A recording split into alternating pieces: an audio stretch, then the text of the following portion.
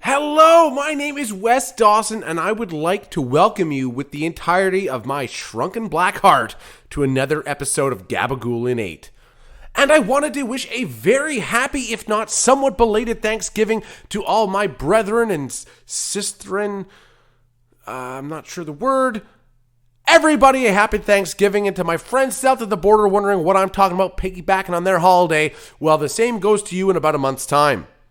So this week's episode is aptly titled Stupid Young Wes, as I will be recounting tales from my childhood that don't really paint the most complimentary picture of yours truly. And I'd like to give this disclaimer that all of these stories are true, by the way.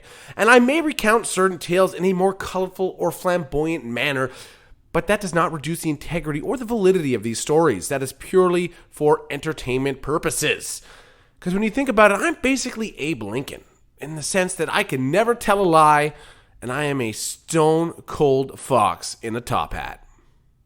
All right, well, let's get right into it. No pussyfooting around. 3-piece suits. Now, if you've ever seen me at a live event, you've noticed, hey, if this guy isn't wrestling with his chiseled out of marble physique, the guy is dressed to the nines. He knows what he's doing, color coordinated, up on all the fashion parts. This dude is like a walking magazine cover, and I know it's impressive. I know it's intimidating, but this is something that's endured since I was a child. I used to go to local garage sales and clear out all of the suits, all the 3-piece suits they had available. Now, I'm not entirely sure if that's due to my short-term obsession with the Dick Tracy film starring Warren Beatty, or was it due to the style of suits you'd see in a show like Batman the Animated Series, a show I personally loved. I really enjoyed that sort of, that tapered look they had to suits back in the 40s, where even if you were a bank teller, you still kind of looked like a mobster. That was a pretty good time for men's fashion. And another embarrassingly entertaining story of mine from my youth, also involving a poor fashion choice, was my necktie sumo suit.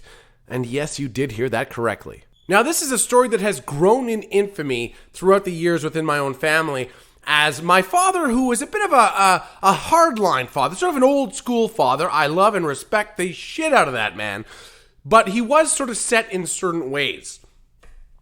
So when he was there talking to two of his friends, and I emerged from the house wearing my custom-made sumo suit, which was fashioned out of 2 or 3, I think 2, because I was young at the time, 2 neckties to create my sumo suit, and I came out dressed in my little necktie thong. Needless to say, my father was none too impressed, and when he kind of went ballistic on me, he's like, "What the F are you wearing?" And of course, my just natural response was, "I'm a sumo wrestler." Regardless of my desire to become a sumo champion, my father immediately shooed me back into the house, told me to put on some fucking clothes, and that was the end of that. Now, some of these stories involve my father because he was often the voice of reason to my stupid ideas I had as a kid. Another example was, I don't know how old I was. Maybe I was 8 years old, 7 years old. My sister told me a story about the natives or the Octotuns or the Amerindian. By the time I actually publish this episode, I'm sure the socially acceptable term will have changed by then. Let's just say the people who live up north that we kind of treated like shit had this way of hearing for buffalo coming by putting their ear down to the ground and hearing and feeling the vibrations of as such. So I tried to do the same thing to hear a car coming around the corner near my grandmother's house, and by doing so, I put my ear directly onto the road, right on the yellow line of the road. And of course, I heard a car coming from behind, and as I raised my head to see who it was my father coming around the corner, and he went ballistic, asking me what kind of idiot puts their head on the road to hear if a car is coming. He's like, "Your eyes don't work?" And I was like, "Well, they work fine." He's like, "Then why don't you look if a car is coming?" He had every right in the world to be upset with me because that was by far one of the dumbest things I've done as a child.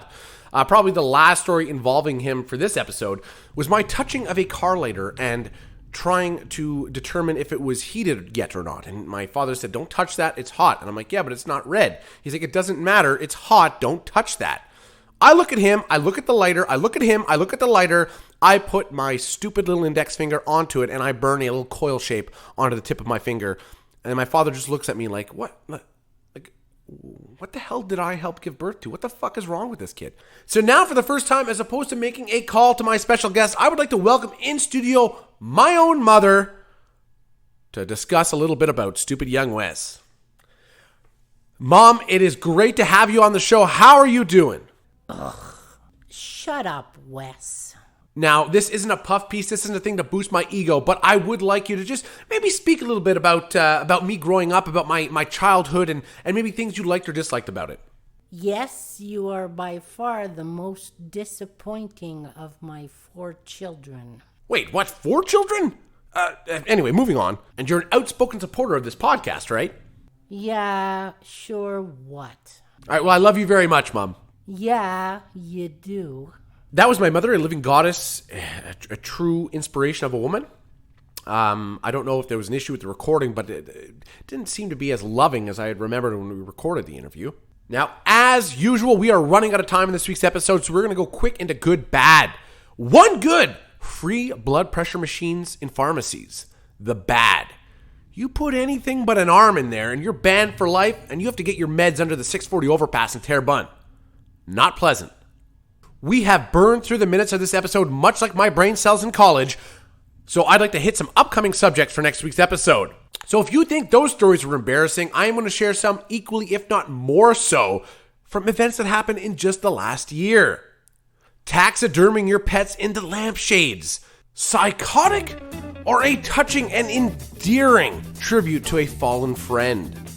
I share my recipe for homemade gluten. And then Kevin Bryan will be back on the show to share his secret, super delicious, and surprisingly nutritious vegan chili recipe.